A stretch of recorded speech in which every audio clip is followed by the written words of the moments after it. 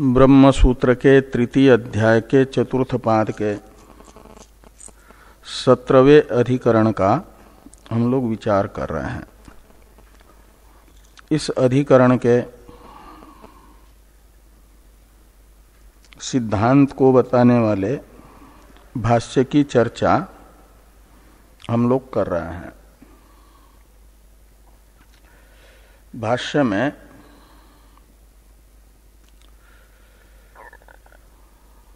भाष्यकार भगवान ने ये बताया सूत्र की व्याख्या करते हुए कि मुक्ति निरतिशया ही है। ब्रह्म विद्या में भले ही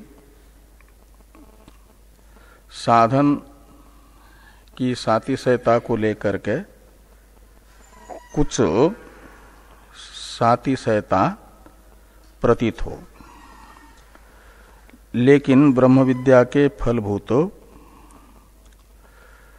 मुक्ति में निरतिशयता ही है,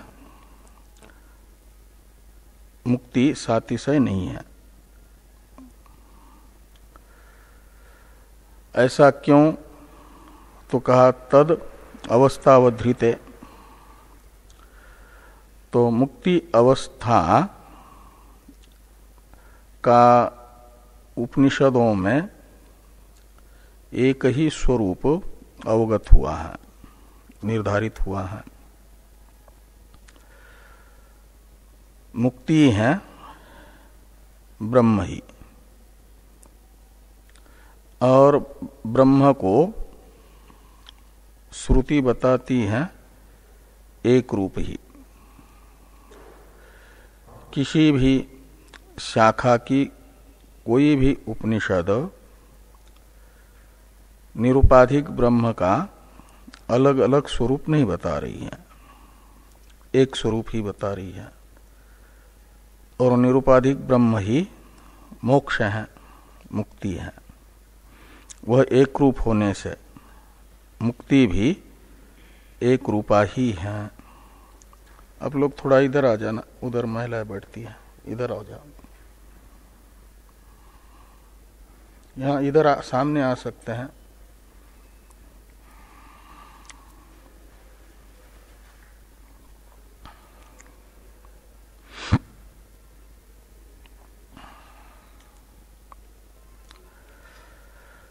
तो मुक्ति निर्विशेष ब्रह्म स्वरूप है, और निर्विशेष ब्रह्म का एक ही रूप शास्त्र से अवधारित हुआ है, इसलिए निर्विशेषा ही मुक्ति है। ये सूत्रार्थ बताया। सूत्रार्थ बताते समय सूत्रस्थ हेतु तद अवस्थावधृते की व्याख्या भाष्यकार भगवान ने की, तो मुक्ति को बताया ब्रह्म स्वरूप ही। इस पर दो विकल्प करके पूर्व पक्षी ने पूछा, यदि नित्य सिद्ध ब्रह्म रूपा ही मुक्ति है तो वह मुक्ति आप ब्रह्म तो नित्य सिद्ध है और तदात्मक ही मुक्ति को मानोगे, उससे भिन्न नहीं मानोगे, तो वह विद्या का फल रूपा नहीं होगी। और यदि मुक्ति को विद्या से भिन्न, ब्रह्म से भिन्न मानोगे, नित्य सिद्ध ब्रह्म से, उसमें फलत्व सिद्ध करने के लिए, तो द्वैत की आपत्ति आएगी। इस प्रकार की जो पूर्व पक्ष की शंका है, मुक्ति को ब्रह्म से भिन्न मानने पर अनिष्टापत्ति, द्वैत की आपत्ति, ब्रह्म से अनन्य मानने पर मुक्ति में फलत्व अनुपपत्ति, इसका समाधान करने के लिए भाष्यकार भगवान ने लिखा तद ही असाध्यम नित्य सिद्ध स्वभावम एव विद्यया अधिगम्यते इति असकृत अवादिस्म। ये लिखा ना कि तद ही यानी वह विद्या का फलभूत जो मोक्ष है वह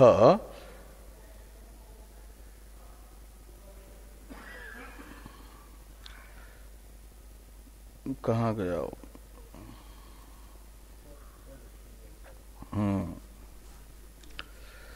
तो तद ही असाध्यम नित्य सिद्ध स्वभावम एव विद्यया अधिगम्यते इति असकृत अवादिस्म। ये भाष्य में भाष्यकार भगवान ने उन दोनों विकल्पों का उत्तर देते समय कहा।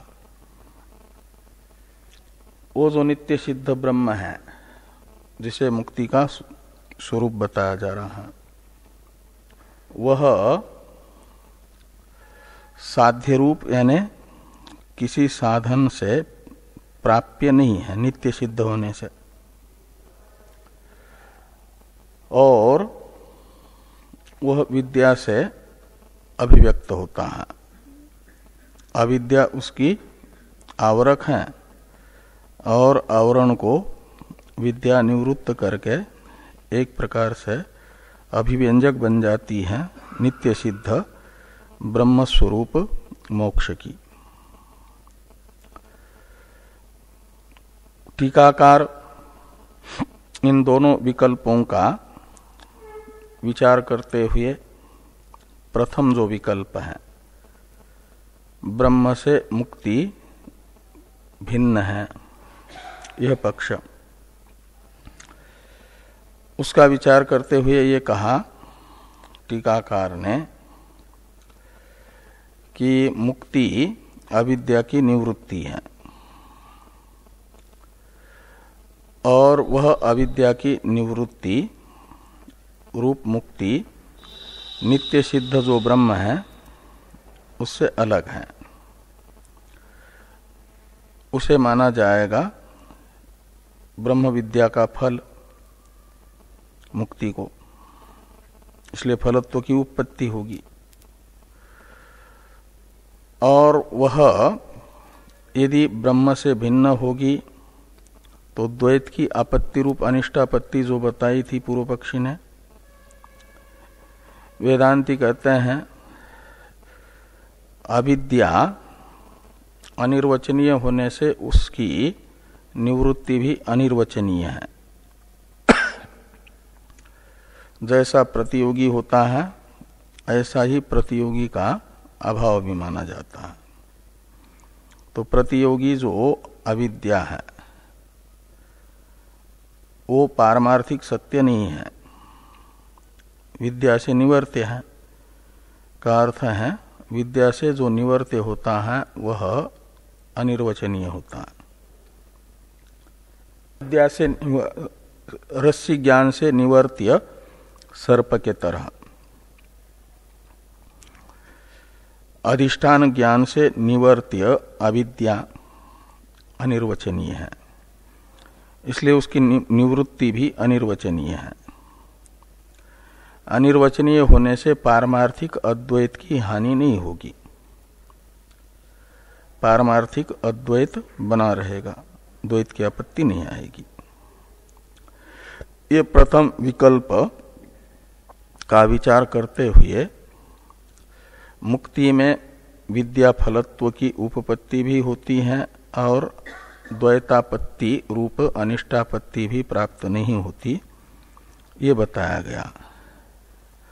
अब द्वितीय जो विकल्प है मुक्ति को ब्रह्म से अनन्य मानेंगे यदि, तो मुक्ति में फलत्व व्यवहार की अनुपपत्ति, इसके विषय में विचार आ रहा है टीका में। तो टीका है अन्ये तु सा ब्रह्म अनन्या इत्याहु, ये कह रहे हैं।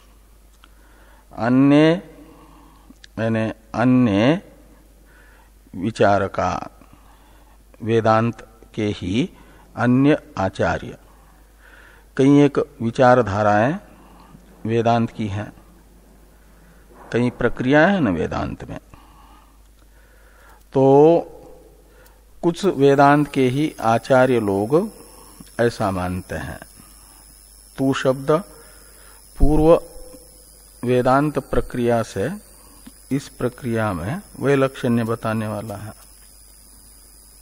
कि अन्य तू सा ब्रह्मानन्या, सा यानी मुक्ति, अविद्या निवृत्ति रूप जो मुक्ति है वह ब्रह्म से अनन्य है, भिन्न नहीं है। तो इस पक्ष में दोष बताया था फलत्व की अनुपपत्ति।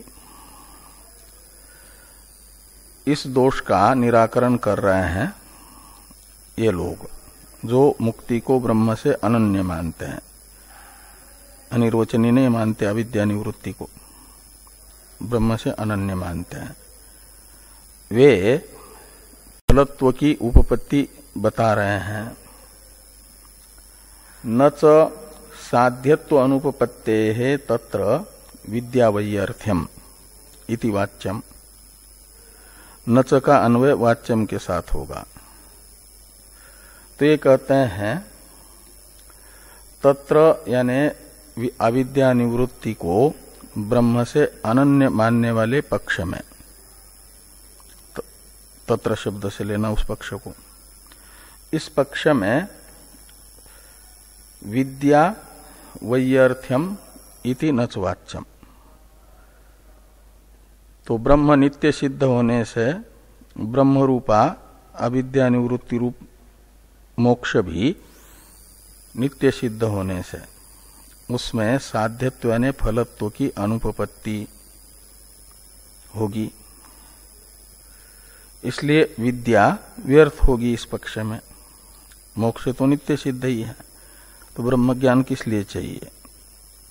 इस प्रकार ब्रह्म ज्ञान में वही अर्थ की आपत्ति होगी, ये नहीं कह सकते।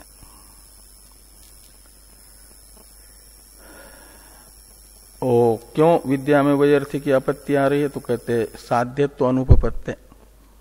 साध्यत्व मुक्ति में सिद्ध न होने से, अनुपपन्न होने से। साध्यत्व क्यों सिद्ध नहीं हो रहा मुक्ति में, इसलिए कि उसे नित्य सिद्ध कहा जा रहा है, इसलिए वो फल नहीं बन पा रही है। साध्यत्व अनुपपत्ति यानी फलत्व अनुपपत्ति। विद्या वही अर्थम, विद्या साधन व्यर्थ होगा। ऐसा यदि कहते हैं पूर्व पक्षी तो कहते हैं न च वाच्यम, मुक्ति को ब्रह्म से अनन्य मानने वाले पक्ष में भी विद्या का वैयर्थ्य नहीं है। कैसे नहीं है, तो कहते हैं इस प्रकार विद्या सार्थक होगी। तो यद अभाव तत्तस्य साध्य तत्तत् साध्यम इति ज्ञानात् सर्वो लोकः प्रवर्तते। कहते हैं प्रवृत्ति का प्रयोजक है ये ज्ञान। यद अभाव तत्तत् साध्यम एक नियम है, और इस साध्य साधन भाव का ज्ञान होने मात्र से साध्य की अभिलाषा वाला साधक साधन में प्रवृत्त होता है। तो क्या साध्य साधन भाव है कि यद अभावे यद अभाव, यानी कारणाभावे कार्याभाव, ये जो व्यतिरेक सहचार है, इस व्यतिरेक सहचार से ये निश्चित होता है कि जिसमें व्यतिरेक सहचार बताया जा रहा है उनमें साध्य साधन भाव है। साध्य साधन भाव का निश्चायक होता है सहचार।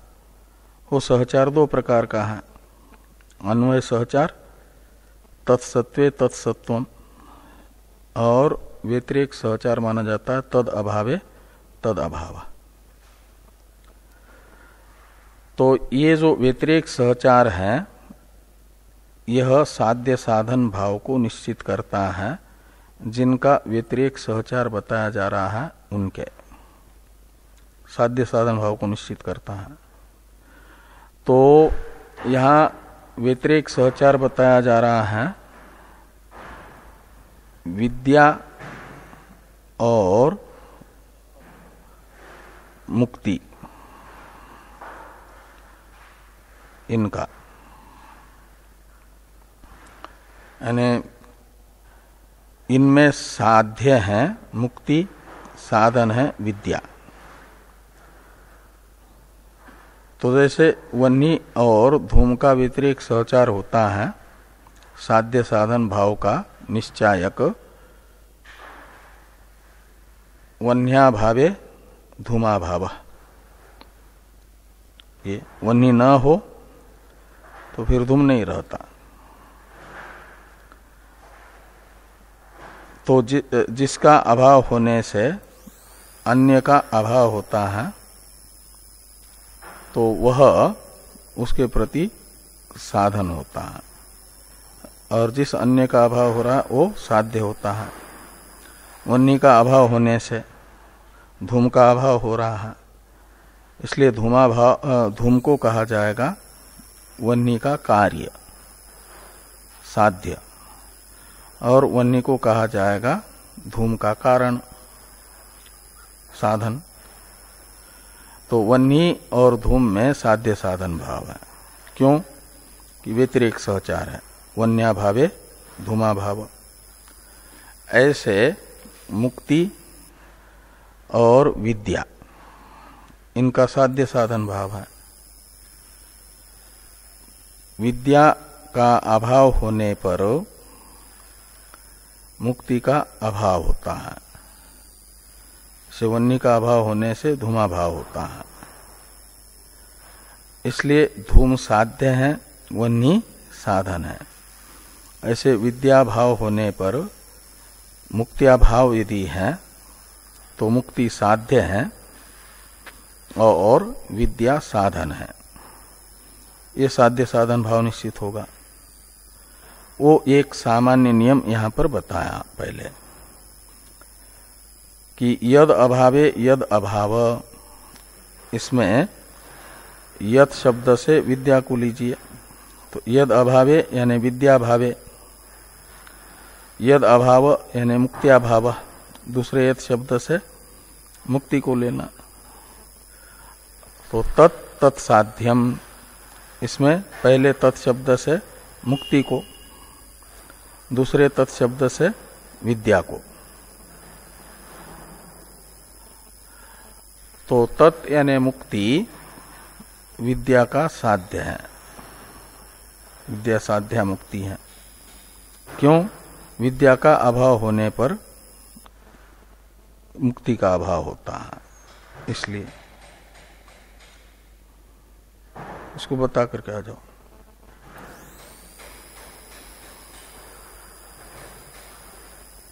तो यद अभावे यद अभाव तत्साध्यम इति ज्ञानात् सर्वो लोकः प्रवर्तते। तो ये साध्य साधन भाव का ज्ञान हो जाए यदि, तो साध्य की आकांक्षा वाला वो साधन में प्रवृत्त होता है। सर्वलोकः प्रवर्तते तथा च विद्याया अभावे। अब इसको घटा रहे हैं इसमें। तो विद्याया अभावे ब्रह्म स्वरूप मुक्ते रभावो अनर्थ रूपा अविद्या एव अस्ति। तो विद्या का अभाव होने पर मुक्ति का अभाव, वह मुक्ति है ब्रह्म स्वरूपा। तो इसलिए कहते हैं ब्रह्म स्वरूप मुक्ते है अभाव। उस ब्रह्म स्वरूप मुक्ति का अभाव क्या होगा? वो अभाव होगा विपरीत भाव, वो है अविद्या। अभाव में नए विपर्य अर्थ में है, नए का विपर्य अर्थ है। इसलिए मुक्ति का अभाव का अर्थ है, यानी मुक्ति तो ब्रह्म स्वरूपा है, तो ब्रह्म का विपर्य,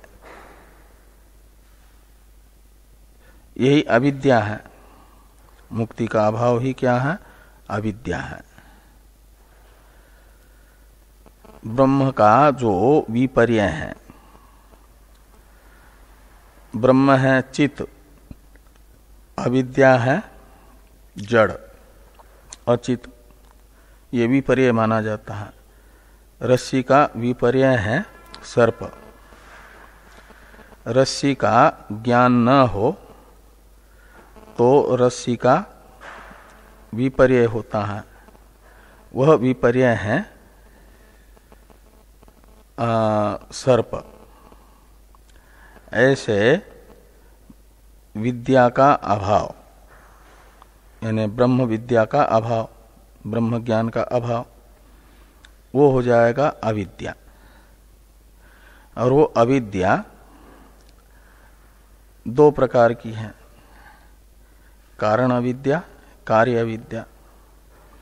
कारण अविद्या भी और कार्य अविद्या भी अविद्या कहलाती है, वो मुक्ति का अभाव है, वही बद्ध अवस्था है, ये है ना।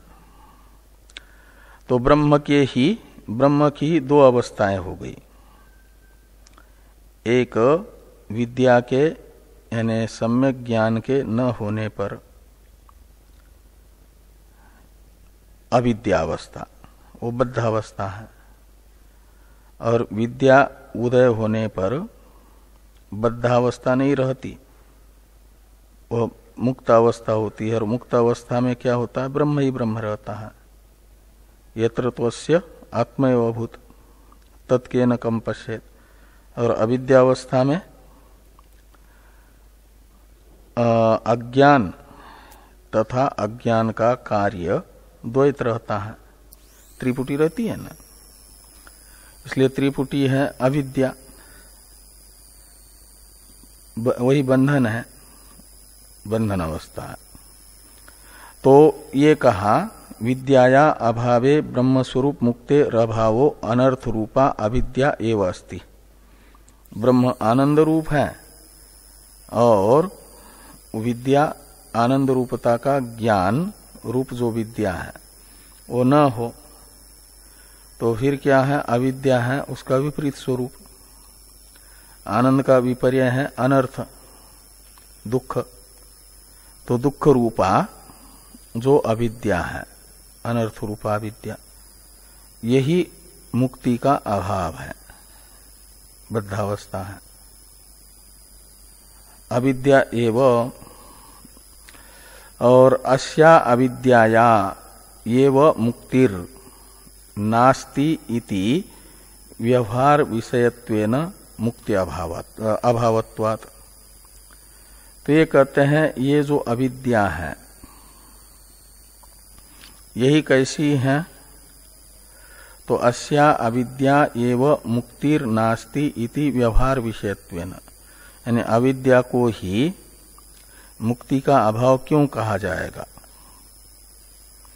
ये कहा न सिद्धांतियों ने, ये जो दूसरा पक्ष है वेदांतियों का ही, कि ब्रह्म स्वरूपा ही मुक्ति है। और यद अभावे यद अभाव तत्त साध्यम, इसको समझाते हुए ब्रह्म विद्या का अभाव होने पर मुक्ति का अभाव, और वो मुक्ति का अभाव अविद्या ही है, ये कहा ना अभी। तो मुक्ति का अभाव अविद्या है, ये आप कह रहे हो, तो अविद्या में मुक्ति अभावत्व को सिद्ध करना पड़ेगा ना। इसके लिए कहते हैं कि अस्या अविद्या एव मुक्तिर्नास्ति इति व्यवहार विषयत्वेन। मुक्तिर्नास्ति ये जो व्यवहार है यानी शब्द प्रयोग है, व्यवहार कहते हैं शब्द प्रयोग को। तो मुक्तिर्नास्ति ये जो वाक्य प्रयोग हुआ, इस वाक्य का कुछ अर्थ है ना, इसका अर्थ क्या है, वो होगा इसका विषय। हाँ, अहम ब्रह्म न जानामि ये भी एक वाक्य है। ऐसे मुक्तिर्नास्ति, हाँ?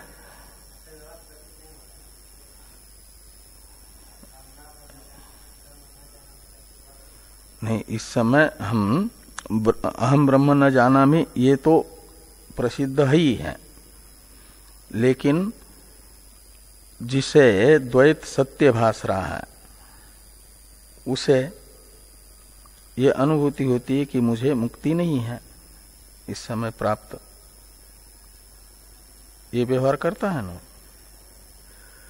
तो ये जो वाक्य प्रयोग है, मुक्तिर्नास्ति, मम मुक्तिर्नास्ति, इस समय मेरी मुक्ति नहीं है, ये जो शब्द प्रयोग है इसका विषय है अविद्या ही। और मुक्तिर्नास्ति, इसमें नास्ति शब्द मुक्ति के अभाव को बता रहा है, और मुक्ति अभाव का विषय कौन बनता है, अविद्या ही बनती है। तो ये कह रहे हैं कि अस्या अविद्याया एव मुक्तिर्नास्ति इति व्यवहार विषयत्वेन। तो मुक्तिर्नास्ति इस वाक्य प्रयोग का विषय बन जाती है अविद्या ही। जो इस वाक्य प्रयोग का विषय बनेगी उसे कहा जाएगा मुक्ति का अभाव। तो मुक्तिर्नास्ति इस वाक्य का विषय बन जाती है, शब्द प्रयोग का विषय बन जाती है अविद्या। अविद्या अवस्था में ही मुक्तिर्नास्ति यह शब्द प्रयोग होता है, मम मुक्तिर्नास्ति। इस शब्द प्रयोग में विषय बन रही है अविद्या, इसलिए अविद्या को कहा जा रहा है मुक्ति अभाव रूप। मुक्ति का अभाव ही अविद्या है करके। तो अस्या अविद्याया एव मुक्तिर्नास्ति इति व्यवहार विषयत्वेन मुक्ति अभावत्वात्, ये मुक्ति का अभाव रूपा अविद्या हुई। तथा च विद्याम विना मुक्तिर्नास्ति इति निश्चयात्। तो ये निश्चय हुआ, जैसे वह्नि के बिना धूम नहीं रह सकता, ये निश्चय है। ऐसे विद्याम विना मुक्तिर्नास्ति, क्योंकि विद्या भावे मुक्त्या भाव ये हो नियम है। उससे निश्चित हुआ कि मुक्ति का साधन विद्या है और विद्या साध्या है मुक्ति। तो साधन के बिना साध्य जो मुक्ति है वह प्राप्त नहीं होगी, ये निश्चय हुआ। तो इस निश्चय से मुक्ति के साधन विद्या में प्रवृत्ति हो जाती है। विद्या में प्रवृत्ति होती है का मतलब अहम ब्रह्मास्मि ज्ञान के साधनों में श्रवण आदि में प्रवृत्ति होती है। तो विद्याम विना मुक्तिर्नास्ति इति निश्चयात विद्याम उपादत्ते। विद्या रूप साधन का इस निश्चय से ग्रहण करता है। विद्याम उपादत्ते यानी विद्या को ग्रहण कर लेता है, स्वीकार। विद्या जिन साधनों से उपलब्ध हो सकती है उन साधनों में प्रवृत्त होता है। और जैसे ही श्रवणादि साधनों के संपन्न होने पर और कोई भावी प्रारब्ध रूप प्रतिबंध न होने पर विद्या का उदय होता है, अहम ब्रह्मास्मि ऐसा साक्षात्कार होता है। तो कहते हैं विद्या उदयेच स्वतः सिद्ध नित्य निवृत्त अनर्थ स्वप्रकाश ब्रह्मानंद आत्मना अवतिष्ठते। अभी तो विद्या उत्पन्न होने से पहले अविद्या थी, वही बद्धावस्था है, और जैसे ही विद्या का उदय हुआ तो बद्ध अवस्था निवृत्त हो गई।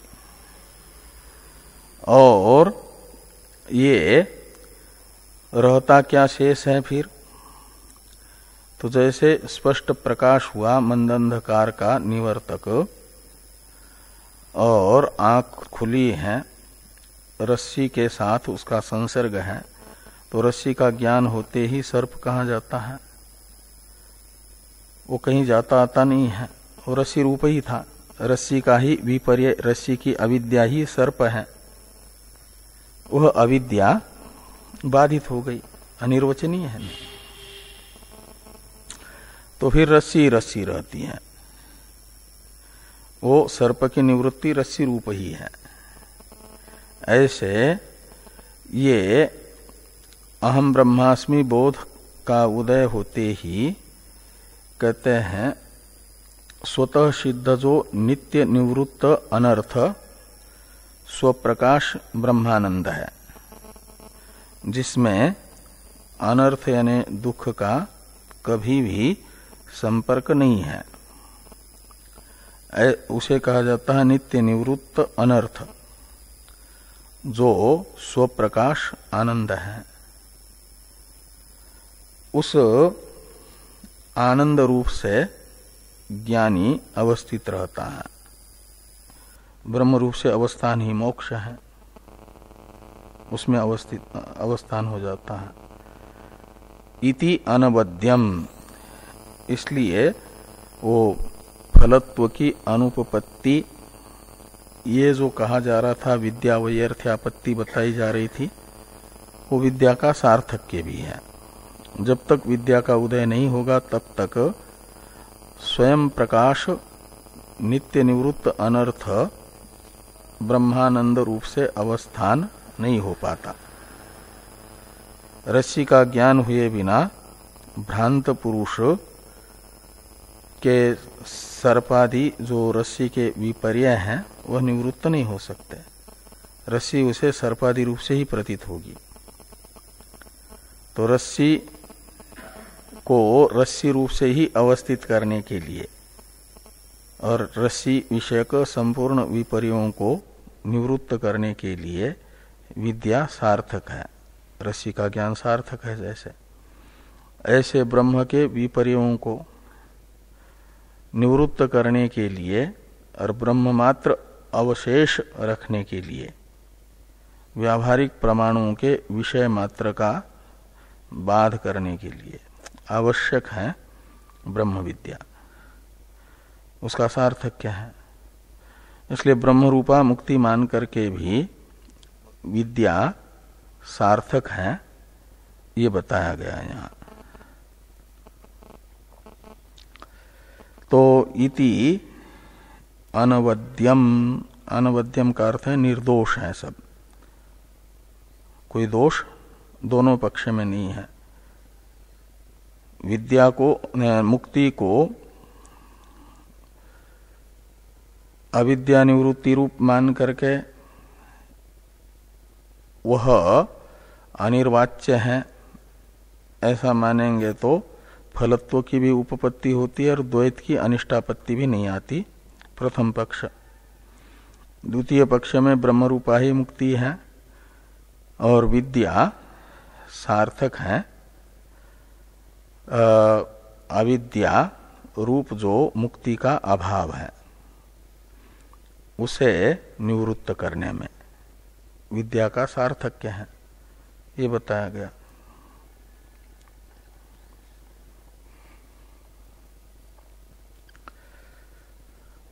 अब भाष्य में जो दूसरा वाक्य आ रहा है इति असकृत अवादिस्म के बाद में न च तस्याम अपि उत्कर्ष निकर्षात्मको अतिशय उपपद्यते इत्यादि वाक्य हैं।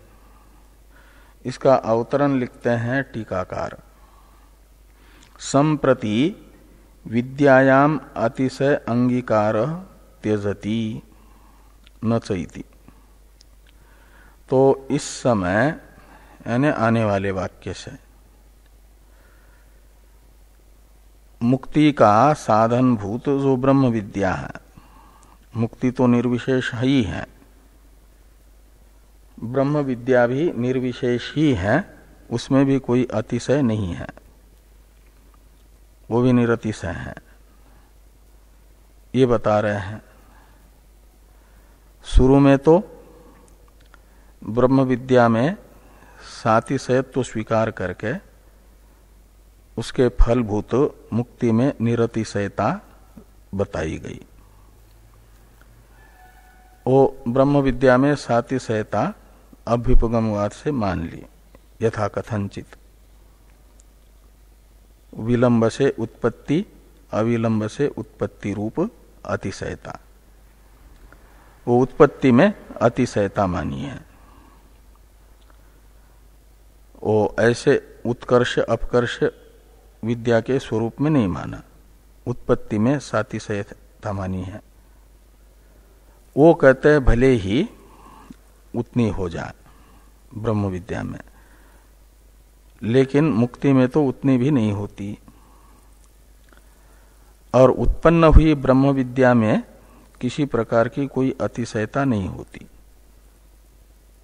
ब्रह्म विद्या की उत्पत्ति में तो श्रवणादि साधन के परिपक्व अवस्था में भी तत्काल परिपाक अवस्था में ही विद्या का जन्म या भावी प्रतिबंध होने पर आमुष्मिक विद्या जन्म, ये विशेष तो जन्म में हो सकता है विद्या के, ये अंगीकार करके अभी तक विद्या को सातिशय माना था, अब उसका भी निराकरण कर रहे हैं। इसलिए कहते हैं कि संप्रति विद्यायाम अतिशय अंगीकार त्यजति न च तस्याम अपि उत्कर्ष निकर्षात्मको अतिशय उपपद्यते। तो तस्याम अपि यानी मुक्ति साधन भूताया ब्रह्म विद्यायाम अपि, मोक्ष की साधन भूता जो ब्रह्म विद्या है वो है अहम ब्रह्मास्मि इत्याकारक बोध। इस बोध में भी उत्कर्ष अपकर्ष रूप अतिशय नहीं रह सकता। हिरण्यगर्भ को अहम ब्रह्मास्मि ऐसा बोध हो जाए तो वो उत्कृष्ट होगा, और मनुष्य को बोध हो जाए अहम ब्रह्मास्मि ऐसा तो वह निकृष्ट होगा। ऐसा ब्रह्म विद्या में उत्कर्ष अपकर्ष रूप विशेष नहीं माना जा सकता, ये यहां पर कह रहे हैं कि तस्याम अपि उत्कर्ष निकर्षात्मको अतिशय न च उपपद्यते। न च का अन्वय उपपद्यते के साथ है। क्यों? तो कहते इसलिए कि निकृष्टायाः विद्यात्वा भावात उत्कृष्ट वही विद्या भवति। कहते हैं जो निकृष्ट होगा तो विद्या ही नहीं मानी जाएगी। नहीं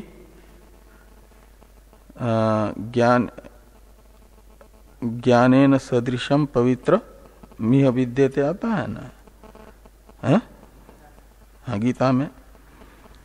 तो ये जो पवित्र यानी उत्कृष्ट, ज्ञान से उत्कृष्ट दूसरा कोई साधन नहीं है पवित्र करने वाला। ज्ञान ही एक सबसे उत्कृष्ट है, निर्दोष साधन है। तो उसी दृष्टि से भगवान भाष्यकार यहां पर कह रहे हैं कि जो निकृष्ट है उसे विद्या नहीं कहा जा सकता। निकृष्ट तो अविद्या है, अनुष्ठेय साधन है, और जो प्रमाण तथा वस्तु तंत्र है प्रमा, वह एक रूपा ही होगी, उसमें उत्कृष्टता ही रहेगी, निकृष्टता नहीं रहेगी, तारतम्य नहीं होगा। हाँ, परा अपरा, अपरा है अविद्या ही है? हाँ हाँ हाँ, वो अपरा है, अपरा विद्या है, और परा विद्या है ब्रह्म विद्या, वो उत्कृष्ट ही रहेगी। हाँ, वो तो विद्या तो उपासना को भी कहते हैं यहाँ भी, लेकिन विद्या यानी ज्ञान, निर्विशेष ब्रह्म विद्या, सगुण ब्रह्म विद्या नहीं। तो सविशेष जो सगुण ब्रह्म विद्या है उसमें तो आगे बताया जाएगा उत्कर्ष अपकर्ष हो भी सकता है गुणों के न्यूनाधिक्य को लेकर के, वो सगुण होने से। लेकिन जिसमें गुणों का उद्वाप अवाप नहीं होता, ऐसी जो निर्गुण ब्रह्म विद्या है वह उत्कृष्ट ही रहेगी, निकृष्ट नहीं होगी। तो निकृष्टाया विद्यात्व अभावात उत्कृष्ट ही विद्या भवति।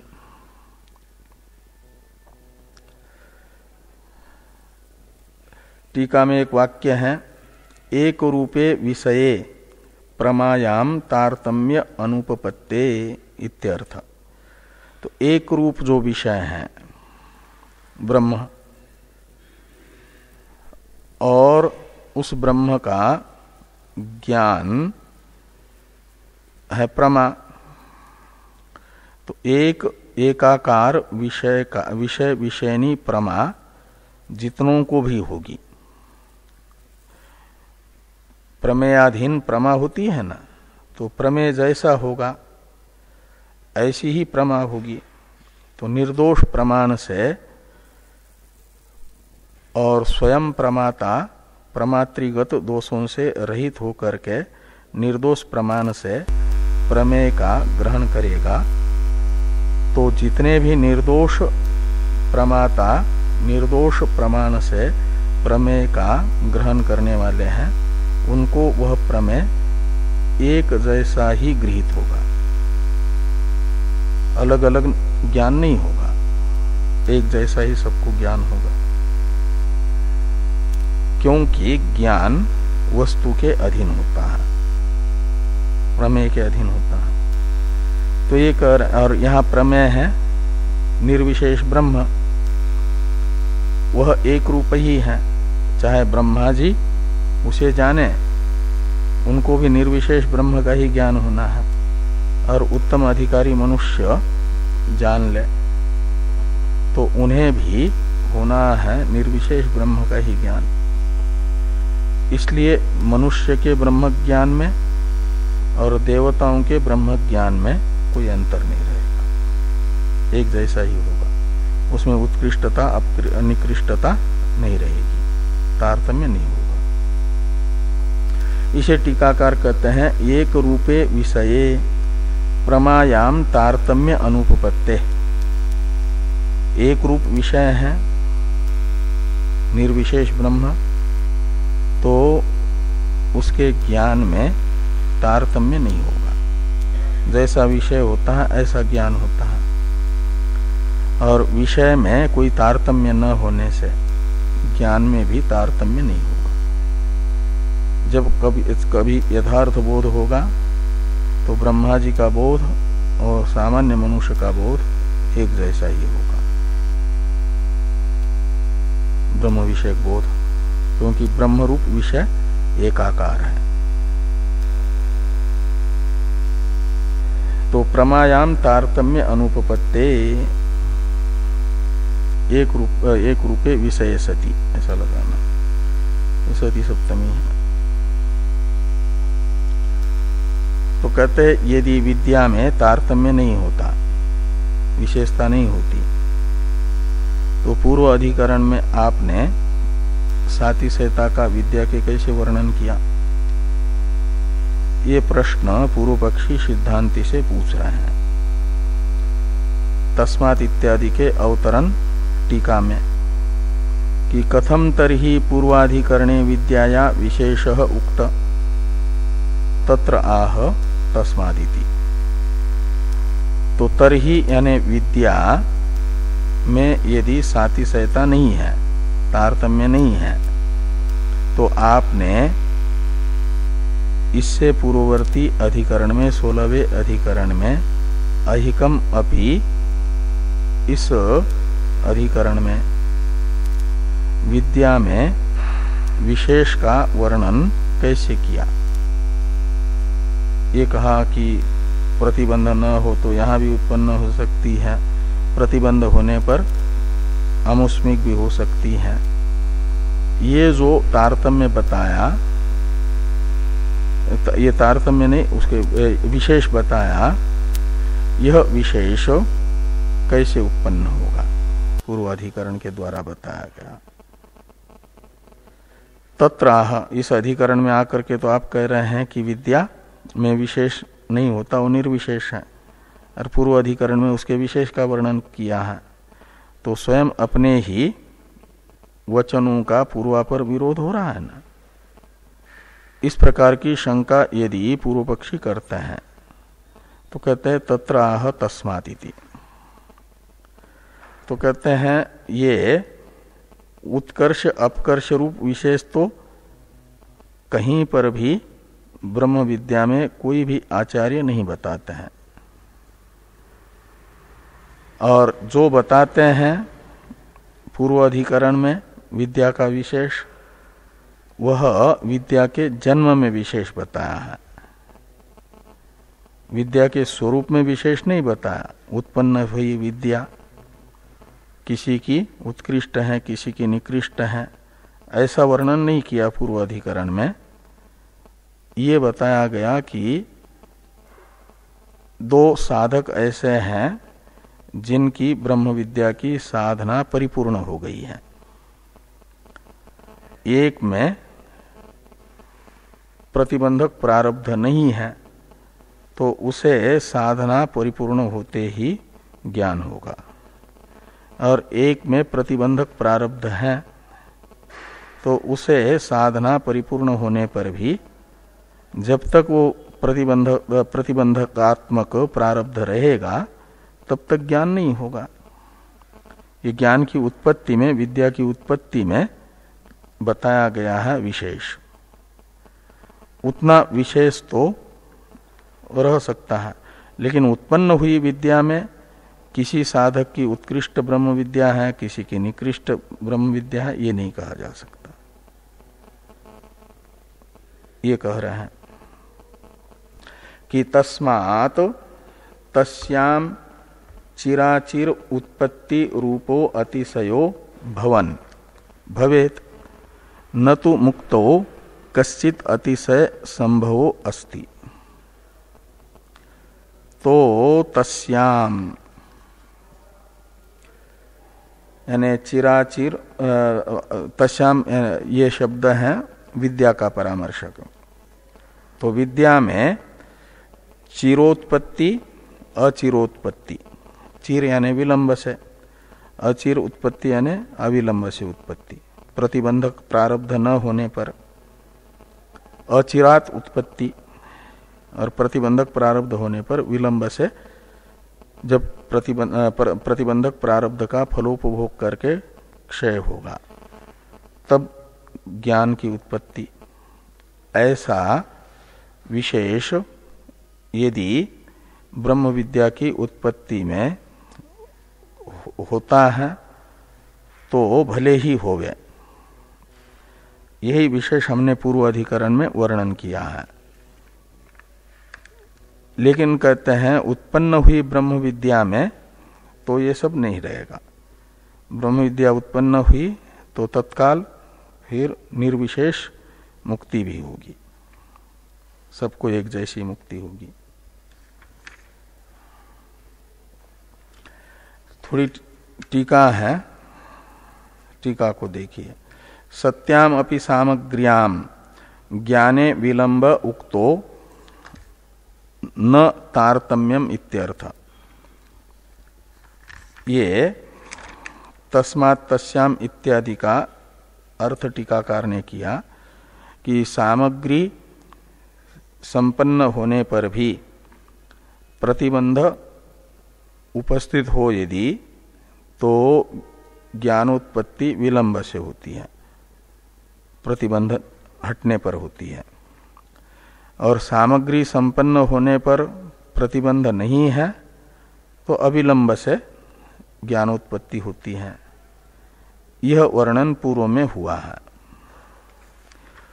न तो इत्यादि का अवतरण है टीका में। अब आगे वाला वाक्य, तरहि सत्यपि ज्ञाने मुक्तो विलंब किम न स्यात् इत्यत आह न तु इति।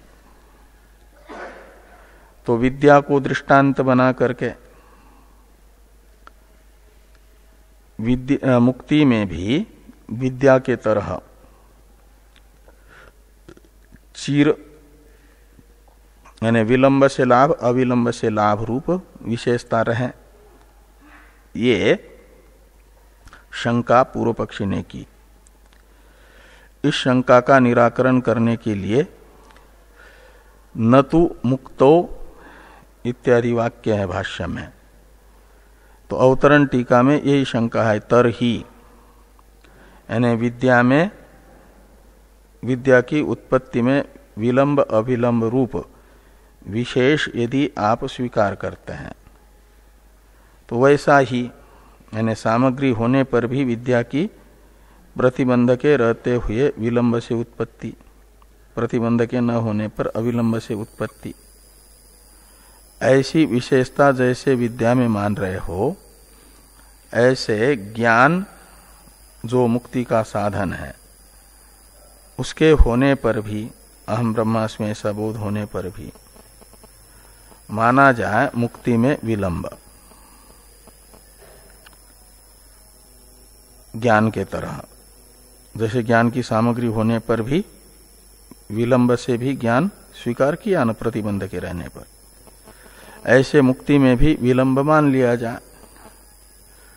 ऐसा यदि पूर्व पक्षी आग्रह करते हैं तो भाष्यकार भगवान कह रहे हैं न तु मुक्तो कश्चित अतिशय संभवो अस्ति। मुक्ति में किसी प्रकार का अतिशय यानी ज्ञान में जैसा उत्पत्ति में अतिशय माना, उस प्रकार का अतिशय भी मुक्ति में संभव नहीं है, विलंब भी।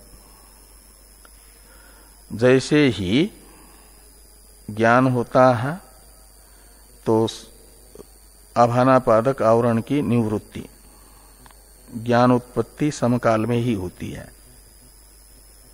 और उस आवरण की निवृत्ति होते ही नित्य सिद्ध ब्रह्म भावात्मक जो मुक्ति है उसमें अवस्थान होता है। ये तो मुक्ति है। वह ज्ञानोदय के साथ साथ होती है। उसमें ये ज्ञान के उत्पत्ति में जैसा विशेष बताया गया ऐसा विशेष भी मुक्ति में नहीं हो सकता, क्योंकि वहां फिर कोई प्रतिबंधक रह नहीं सकता। ज्ञान की उत्पत्ति में तो प्रारब्ध प्रतिबंधक रह सकता है, लेकिन ज्ञानोदय हुआ तो आभानापादक आवरण की निवृत्ति में किसी प्रकार का कोई प्रतिबंधक रह नहीं सकता। तो प्रतिबंधक नहीं है और अविद्या निवृत्ति का साधन यथार्थ ब्रह्मबोध उत्पन्न हुआ है, तो विलंब क्यों होगा? फिर विलंब नहीं हो सकता। ये यहां पर कहा कि न तो मुक्तो कश्चित अतिशय संभवो अस्ति, न का अन्वय अस्ति के साथ है। तो मुक्ति में किसी प्रकार का विशेष संभव नहीं है, वो निर्विशेष ही है। और भी एक वाक्य से बताया जा रहा है मुक्ति में निर्विशेषत्व। विद्या निर्विशेष होने से, मुक्ति का साधन भूता निर्विशेष ब्रह्म विद्या में भी निर्विशेषता होने से, तारतम्य न होने से मुक्ति में भी किसी प्रकार का कोई तारतम्य नहीं रहेगा। ये विचार आगे आ रहा है विद्या भेदाभावात अपि इत्यादि से। इस पर चर्चा हम लोग कल करेंगे। उससे पहले इस वाक्य का टीकाकार थोड़ा भावार्थ बताते, उतनी टीका देखिए। तो वायवादी प्रतिबंधात दीपोत्पत्ति विलंबेपि उत्पन्ने तमो निवृत्ति विलंबा दर्शनात् सति ज्ञाने नाज्ञान निवृत्तो विलंब इति भावः न तो मुक्तो कश्चित अतिशय संभवो अस्ति। इस वाक्य का ये भावार्थ है। दृष्टांत से स्पष्ट किया कि जैसे दीप के उत्पत्ति में, दीप को प्रकट करने में यदि जोर की हवा है तो माचिस से उसको जलाना है दीप को, तो हवा जैसे माचिस से घिसते हैं तिल्ली को तो तुरंत हवा उसे बुझा देती है। तो दीप के प्रकट होने में तो विलंब रह सकता है, तीव्र वेग से चलने वाली हवा आदि प्रतिबंधक के रहते हुए, लेकिन एक बार किसी प्रकार से दीप प्रकट हो जाए तो उसके बाद अंधकार की निवृत्ति में फिर विलंब नहीं हो सकता। दीप के प्राकट्य के साथ साथ अंधकार की निवृत्ति होती है। दीप के प्रकट करने में भले ही प्रतिबंध आदि के रहते हुए विलंब होगा, लेकिन दीप प्रकट होने पर अंधकार की निवृत्ति में फिर विलंब नहीं है। ऐसे ही ज्ञान की उत्पत्ति में प्रतिबंधक संभव है, बाकी सब सामग्री के रहते हुए। तो ज्ञान की उत्पत्ति में विलंब हो सकता है, लेकिन ज्ञान उत्पन्न होने पर आभानापादक आवरण की निवृत्ति में विलंब नहीं माना जा सकता। तो सति ज्ञाने अज्ञान निवृत्तो विलंब नहीं होगा इति भाव, यह अभिप्राय है। बाकी की चर्चा हम लोग कल करेंगे।